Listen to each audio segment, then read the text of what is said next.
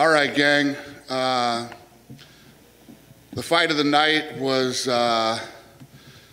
where's the fight of the night? No, it's performance. All right. Yeah, I got it. Kennedy versus Olberg is fight of the night. Kai Kara France, performance of the night. And Euros, performance of the night. They all won $50,000. Congrats. Yeah. Dana, I wanted to ask you about the main event. Maybe not quite the barn burner that everybody was hoping for, but it ended up being kind of a technical battle. What did you think about the way the fight played out, and of course, how the scores played out? Yeah, it's one of those things where when you get two of the best in the world and they fight, you know, it's like you said, it can turn into not a barn burner. You know, it's very technical and safety first, one of those type of fights. The scoring is insane. These guys are giving out 10-8 rounds like fucking. There were 2 rounds in that fight that they gave a 10-8. Now, when I came up in the fight business, a 10-8 was an ass whooping. You got your ass whooped. You didn't do shit in that round and got beat down if it was a 10-8. They got to stop giving this 10-8 shit's out of control right now. So hopefully we can get this fixed, and they're going to screw up a lot of fights. They're handing out 10-8s like that. There was no 10-8 in that fight. Israel obviously comes up short in his bid to become a champ, but I'm just curious, kind of what you think this does for him long-term legacy. I mean, he took a chance, right? I mean, he took a big shot by moving up. So does this impact him negatively, or ultimately does this maybe be a positive that he rolled the dice like this? Listen, he's the middleweight champ. He doesn't get the light heavyweight title. He doesn't fight Jon Jones. But you know what? You can never hurt somebody for thinking big and trying to become great. You know, he gave it a shot tonight and it didn't happen. And, you know, Jon is the man. He is the 205-pound champ, and now he starts taking on all comers in that weight division. Yeah. I was going to say, do you think it kind of legitimizes Jon as the champion? I mean, not that he wasn't the champ already, but, you know, some people said, oh, well, it's only because Jon left, you know, that sort of thing. Yeah. Listen, this guy's a tough guy. You've seen all the guys that Izzy's fought and what he's done. You know, Jon's a tough guy. When I got up in the octagon, I put the belt on him tonight. He turned around, looked at me and said, "You don't believe in me." I said, "What the fuck did I do? How did I not believe in you?" These guys are crazy, man. You know, they're very, it's the word I'm looking for. They're very, I don't know. They're fucking crazy. That's what it is. That's the word I'm looking for. I'm nothing but saying good things about the guy, but yeah, he thinks I don't believe in him. You want to tell him now you believe in him? Yes. I was stunned. I was like, what? What did I ever say to make you think that I don't believe in you? He said that he'd be kind of interested in fighting Glover to share next. Glover was the backup. Do you view Glover as the #1 contender right now? Yeah, Glover is, 100%. The GOAT in the women's division in the co-main event, obviously just an absolute devastating win. What did you think about Amanda this evening? She's incredible. And she goes in there and she made it look easy tonight against a really tough girl who hits hard and who came to win. So couldn't happen to a better human being. She's one of the sweetest people on earth, and I'm really happy for her. And we're talking about turning her around quick here for the 135-pound title, since tonight was an easy night for her. So we'll see how it goes. Yeah, I think she got out healthy. Juliana Pena stepped up and said, hey, Holly Holm is out of our fight. I think I should be the one to challenge for that title. Is that the fight that you'd like to make at 135? Juliana Pena has been texting all of us all night. She's been busy tonight. Yeah, we could do that. And then weirdness, of course, in the bantamweight title fight, right? The first ever champ to be crowned via disqualification. Man, what did you think watching that whole thing play out? Yeah, it sucked. It was a good fight. I mean, that was a fight that everybody was excited about tonight. Everybody knew it was going to be good. And, well, yeah, that's a bad one. Yeah. Both guys want to run it back. I mean, it was a very competitive fight. Safe to say we put that one back together again? Yeah, as soon as possible. Fair enough. Aljo went to the hospital. He's cleared. Nothing wrong with him. Good. I want to ask you, I mean, the whole card was loaded, right? I mean, it's the top to bottom. There were a lot of big names. The bonuses all went to fighters on the prelims. But a name that had some buzz was Sean Brady, this undefeated guy, taps out. You know, Jake Matthews, a stud. And a lot of people are kind of buzzing around him. Is he kind of on your radar? What do you think about him at this point? Yeah, there's no doubt about it. That guy's an absolute stud, man. And, you know, the Matthews fight for him was a big fight. And you're right. Matthews is tough as nails. Has a great record, and Brady looked good tonight again. Last thing for me, What can you tell us about Dominic Cruz and Hans Molenkamp? What is the story there? And I mean, is this an issue? Obviously, Monster is a big presenting sponsor of the organization. So what's going on here? Yeah, listen, it's all weird. You know, is Hans a goofy dude? Yeah, he's a very goofy dude. But they're a sponsor. I mean, these guys are a sponsor. They're great sponsors. They pay these guys a lot of money. You know, Monster is one of these companies that really takes care of people. And it's their company. They can sponsor whoever they want. They can run their business however they want. This isn't like a work situation where you're working for somebody and you're not happy about the way you're being treated. This is a sponsorship deal. You know, these guys can spend their money and run their company however they want to. And nobody's guaranteed money from a sponsor. There's no, oh, you know, it's a privilege to get money from a sponsor. So if you don't like the way they do business, don't do business with them, you know? But they've been good to us, they've been good to the sport, and they've definitely been good to the fighters, you know? I get it. He doesn't like him, and, you know, some guys have a problem with him, and, you know, it's easy to figure that one out. But Monster as a company, they've been solid, man. They couldn't be any better. I remember the first time that I ever talked to the owner to do a deal with those guys, we had talked about numbers, and then he was like, yeah, no, I want to give the fighters an extra $25,000. And I was like, holy shit. He's like, yeah, no, we take care of people, and we, you know, they're a damn good company, solid, and they take care of people, you know. Everybody needs to realize that when you get a sponsorship deal and you get sponsorship money, it's a privilege. It's not something that you're owed. That's my 2 cents. Good night, Dana. Dana, I'm Yeah. here. Good night. Igor Lazarin is at Russia. Dana, Petr Yan said that he wants to rematch. Are you ready to make it? Yep. And when? I have no fucking idea. I mean, it just happened an hour ago. Tuesday we'll get together and we'll figure out where that fight fits, because Sterling wants the rematch too. They both want the rematch. You got to do the rematch. We'll figure it out. Dana, just going back to the Dominic Cruz hands thing. You have another one? Hold on a second. Oh, sorry, mate. You guys are jumping all over each other. Kevin was next, but go ahead. Thank you. Islam Makhachev wants to face against Tony Ferguson. What do you think about it? What do I think about Tony Ferguson? About Islam Makhachev against Tony Ferguson. Makhachev against Tony Ferguson, yep. Makhachev versus Tony Ferguson? Yeah. I don't know, man. Sure, yeah. I like it. Yeah. I mean, yeah, I'm sure that'd be a great fight. Is that what somebody wants? It's not about this card, but one question about Zabit Magomedsharipov. His last fight was, I don't know, years ago. Do you have a plan for him and maybe options? Who's this? Zabit Magomedsharipov. Oh, Zabit. Zabit, yep. Yeah, I don't know. What's going on with Zabit? Yeah, we're working on it. Great, thank you. All right, Kevin? Do you feel size was a factor in the main event?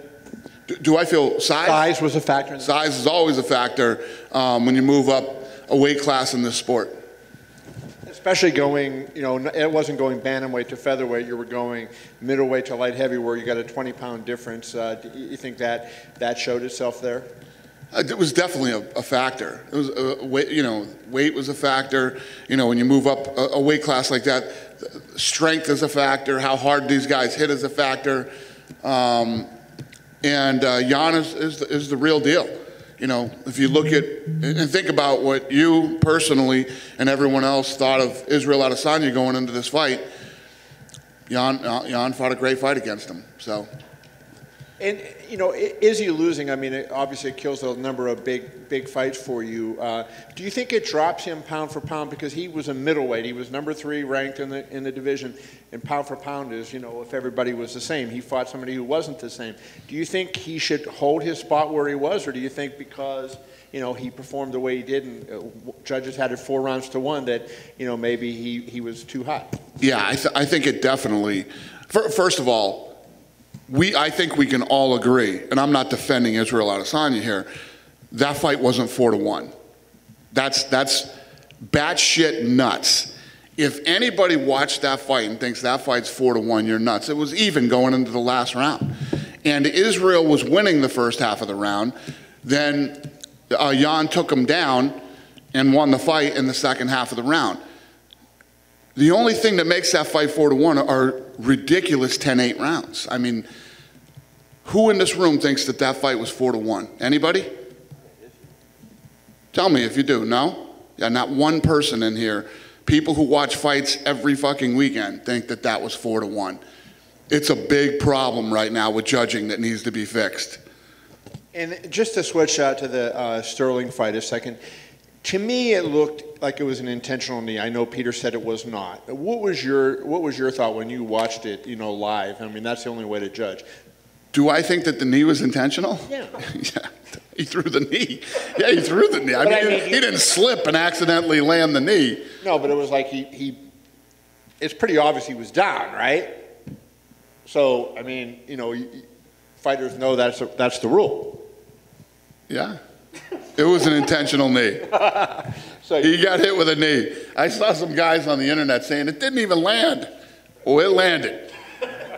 It landed. I felt it. But I guess what I was getting at is, oh it wasn't my like he was God, halfway up or something. You know, kidding me. It wasn't like he was halfway up. I mean, he was clearly still down. I mean, so what goes through a guy's mind in a situation like that? I think that there's a lot of fatigue, frustration. It was a good fight. But the thing is, he was turning it on. He was starting to win the fight. He was starting to absolutely, positively take control of that fight. He was winning. You could see Aljamain Sterling breaking. Why you throw that knee, I couldn't tell you. And then my last question for you, Dana, is given what Izzy tried to do and was unable to do, does that show just how hard the double champ thing is and tell you about Amanda, what, you know, how great she is for being able to do what she's able to do? 100%. The double champ thing, you know, it's like the thing to do right now, but it isn't easy to do. The people who have done it are absolutely positively special. And for somebody like Amanda Nunes, to keep both belts and keep defending both belts at the same time, pretty badass. So Dana, you mentioned in the past that you saw someone like Max Holloway go up a division and he looked too small for it, and you didn't want to see it again. Do you feel similar to Israel, or could he work his way back up, put on some pounds, and then maybe go to 205 in the future? Well, think about this. Jon Jones used to be at that weight class. I mean, John's going to be so much bigger than Israel. I think Israel should focus on middleweight right now. Get back in there and, you know, keep doing what he does in the middleweight division. Going back to the Dominic Cruz situation just briefly, when he was up here speaking to us post-fight, he mentioned that you'd made a comment on hands before and stuff like that. Did you have any idea he was going to say that if he won the fight? No, I had no idea. I had no idea that you know, I knew that they had problems in the past. You know, there are fighters who have had problems with the guy. But no, I didn't know any of this was going to happen, no. Cool. And then just outside of this event, the Venom deal is meant to start next month. Is that right? Yes. When will we be able to see some of the stuff they got coming? And oh yeah, when is that? When? Cool. April 10th. The Darren Till Vittori card. And using that, I'll say, if Darren Till beats Vittori, is he the logical next contender for Israel Adesanya? I have no idea. I don't know. We'll see. Cheers, Dan. Okay. Dana, right behind him. Did you hear what Tim Elliott had to say against Jordan Espinoza? No. They had a conversation. He said he called Jordan Espinoza a woman beater. Said someone messaged him on Facebook with like photos of what Jordan Espinoza did to her and stuff. Is that something you have to look into if it's true or I have no idea about that. And then finally, did you catch any streamers this fight? No, we didn't. Lawrence was supposed to tell me about that. No, I don't. No, I don't think we did. Yeah. Dana in the back. Yeah. To your far left by the wall. Hi, how are you? Hey there. Amanda Nunes is a once-in-a-generation type of talent. When did you see that? When did you think that perhaps she would be the most special fighter in UFC female history? That's a good question. You know, her and I started becoming close. I'm trying to think of what fight it was before. I always liked the Cyborg fight for her. So, you know, we would go to dinner and we would talk about, you know, a matchup with her and Cyborg, and the way that she knocked Cyborg out is when I knew. Actually, you mentioned Cyborg. Did you know that she had a promotional van parked on the side? Yeah. Listen, touche to her. You know, I put out a video with her getting knocked out from 57 different angles the other day, so touche for parking her van out front. Dan over here. Yeah. I want to know, obviously when you have a big star just come up immediately, it's very impressive. But when you have a guy like Jan Blachowicz, he started out 2-4 and it looked like championships weren't on his radar as much as job security maybe. What's it like to see him have a night like tonight and just make that complete 180 in his career to be one of the top guys now in the company? Yeah, no, I'm happy for the guy. You know, he went in there. That's what this fight was all about. This fight was, is Israel going to beat Jan and go on to superstardom and possibly fight Jon Jones at heavyweight? You know, tonight was big, and it was fun because, you know, of all the great fights on the card and the storylines on some of these, including that one. But if Jan wins, everybody knows who Jan is on Sunday, and he defeats Israel Adesanya and solidifies himself as one of the top guys in the company. You've laid out, you know, we obviously have another big pay-per-view at the end of the month. You already announced big stuff for April and June. People are wondering about what does he have planned for May. Can you reveal anything that you're working on? Yeah, I mean, we're laying out lots of stuff right now. You know, and we have a lot of big fights, a lot of fun fights coming up, and a lot of things that are going to impact the sport. And, you know, it's going to be a really good year. Really good year. I don't have anything to tell you about May, but I can tell you it's all good. A lot of people were very excited about this card. Obviously, there's a lot of, you know, it's a big night for you. Do you celebrate like the fighters do? Do you say, hey, we had a great night of fights after a big pay-per-view? Oh, hell yeah. Yeah. Listen, I'm either in a really good mood or a really bad mood after a fight. So,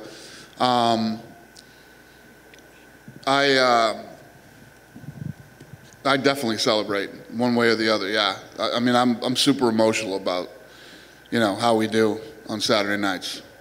Thank you. Thank you. Two more quick ones. Any numbers trending for this one? Do you have any numbers you can share? It was a good night. It was a really good night. I mean, do I ever share the numbers? I don't ever really share. Sometimes you just say like this is trending #1 in America and all this. We were, is Eric in here? I mean, all night. What was weird was, we started, early on, we started trending crazy in Canada, and then Brazil, even before the fight started. And, you know, it was a big night for us internationally. Internationally, this was a hot fight. And finally, do you have to have a conversation with Joseph Benavidez? He said he's probably not fighting for a title anytime soon, just lost to another top-ranked fighter. You said you wanted to have these conversations with like Tyron and JDS and everyone. Do you have to have a conversation with him too? No. Hey, Dana. Yeah? With Amanda Nunes continuing her dominance, there's one featherweight matchup booked with Danielle Wolf and Felicia Spencer. Depending on the outcome of that, is it potentially a situation where we don't see a fight booked in the female featherweight division for a long time? No, we'll get together on that on Tuesday and figure out what's next. And listen, we'll keep that division cranking as long as the champ wants to defend it. Since the bombshell you made about Texas a couple of days ago, I'm sure your phone's being blown up. Is there any advancements in moving UFC 260 to the state of Texas? Yeah, you know, the governor is claiming that Texas is open. I talked to him, and he wants to open Texas. He wants all businesses to resume, but these mayors in these towns feel differently. So it's unfortunate. Hey, Dana, back here to your right. Islam Makhachev had a big win tonight against Drew Dober. Just wanted to get your thoughts on him and kind of where he stands in the lightweight division. Yeah, no, he put on a great performance against a very tough, durable guy. And the choke that he pulled off tonight, was ridiculous. I don't know if you guys saw what I saw, but when he was squeezing his neck, when he had him in that, there was muscles popping out of like the back of his fucking neck and shoulders that I've never seen before. I didn't even know existed. It's pretty crazy because you look at Drew Dober, that's a solid, tough, strong guy. Yeah, it was pretty badass. Habib was obviously here in his corner. Just wanted to check to see if maybe I had a conversation with him at all. We did. I said, hey, how about September? He laughed like you did. Did he say anything else besides that? He just laughed. That's all he did. So yeah, we're gonna go to dinner. This week? This weekend? Yeah. Okay. And last thing for me, of all the ways that the UFC has succeeded in the last year, where would you rank the Apex as being, on that list of we were talking about it tonight. That's a great question. We were talking about it tonight. If you look at, what's been done through 2020 and 2021 so far here in this building, not just the fights, but facilitating you guys and the Contender Series, the Ultimate Fighter is going to be shot here. The governor's announcing Texas is open. Texas isn't open. So as frustrating as it is, I'm ready to go. I will move March 27th to Texas today if one of these places would open, but they're not doing it. But at the end of the day, oh well, we'll all just stay here at the Apex. I don't know if you guys are getting as comfy here as I am and lazy. It's pretty easy to swing over here and just walk in and do what we do here. So we can do this forever. And yes, the answer to your question is the Apex is one of the smartest things we've done in 20 years. And timing is everything in life. This place was done just in time for a global pandemic. I know Fight Island kind of got all the headlines in the press, but would you say this is the most indispensable part of the pandemic for you guys? Yeah, well, this and Fight Island was a really big deal because we can only do so many fights here before, we burn out all the American talent and you have to start having international fights. And we would have been in big trouble without Fight Island. So I would say they were equally as important. Thanks. Thank you. Dana, back here. Yeah. You mentioned the problems with judging these days that we've been having, and I know that in the past you've banned referees from officiating at UFC events. Is it possible to do the same with judges? I don't think that's necessary. I just think that for some reason, all of a sudden, these guys are scoring 10-8s for rounds that are clearly not 10-8s. How did you address this? What do you think? It's the criteria they're giving them right now. I think they're getting some bad advice. Yeah. And, UFC 261, you said was kind of targeted or looked at for Singapore. Just kind of curious what happened with that situation. We're still going to Singapore. It's just not when we thought we were. Okay, so not that event then. The world is really fucked up right now. Yes, of course. Yeah. All right, Dana, thanks. Cool. Have a great weekend, you guys. Thank you.